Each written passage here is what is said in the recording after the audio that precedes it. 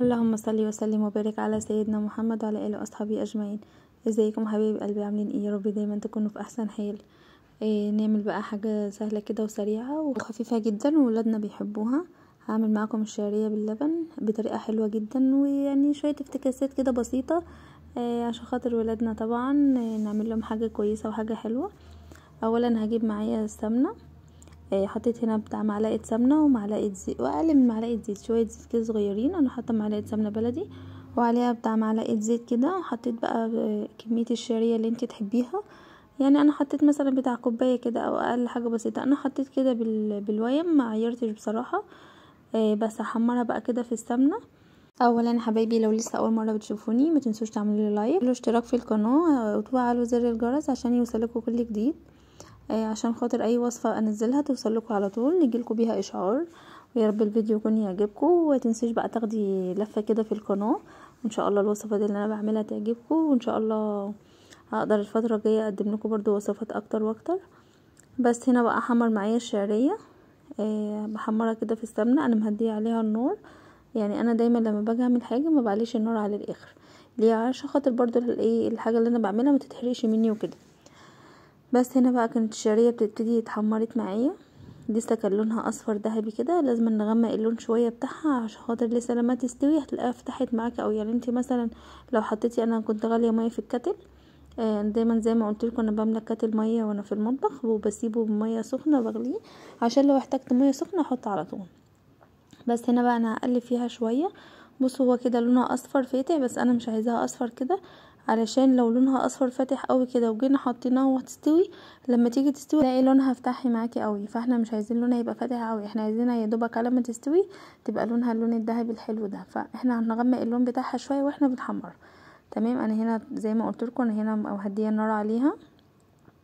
بس الشعريه بلبن بقى حاجه خفيفه جدا وجميله جدا بصراحه، انا بحبها قوي.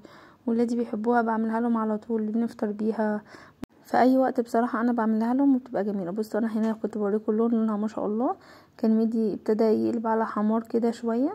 فخلاص بقى انا هنا هحط الميه، بس طبعا دي ميه مغليه وده سخن، فنحط بالراحه. خلي بالنا ما ندلقش ميه مره واحده الميه، عشان خاطر ايه؟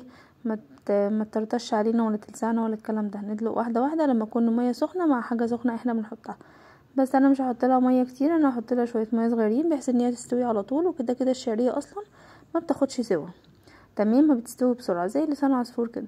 بس انا بقى حطيت لها الميه بتاعتها، وهحط لها بقى 3 معالق سكر. يعني انا ما حطيتش سكر كتير، ليه؟ عشان خاطر انا لسه هحط على وشها صوص. فهتقلب معايا الصوص طبعا بيبقى مسكر، وانا لو خليتها مسكره هيبقى الموضوع صعب جدا، يعني دي هتبقى مسكره جدا محدش يقدر ياكلها. فطبعا عشان خاطر نسبه الطعم بتاعها مش هنحط لها ميه، مش هنحط لها سكر كتير. تمام. انا بقى انا كنت حطيت بتاع 3 معالق سكر بس وغطيتها. انتي برضو بتحطي السكر على حسب الكميه او على حسب انتي بتحبي السكر قد ايه. انا عن نفسي مش بحب الحاجه مسكره، تمام. فانا بقى ما حطيتش سكر كتير، سبتها هنا بقى خلاص غليت غلوتين، يعني ما كملتش 5 دقايق على البوتاجاز. طبعا الميه سخنه هنا بقى زي ما انتوا شايفين ابتدت تتشرب معايا.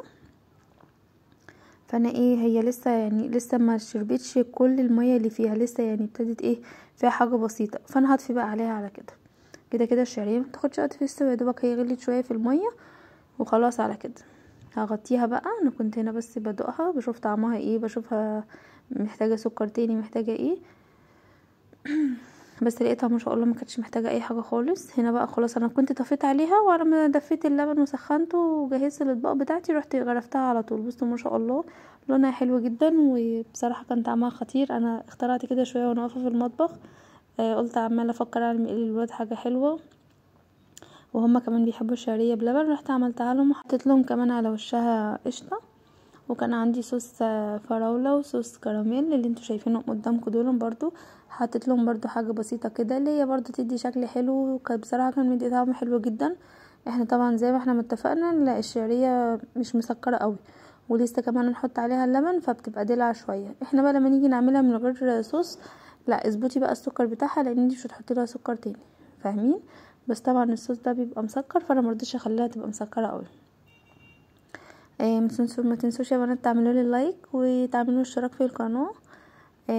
ونبقى عيله كبيره. انا بكبر بيكو بجد والله، يعني انتوا كلكم حبايبي، كلكم على راسي.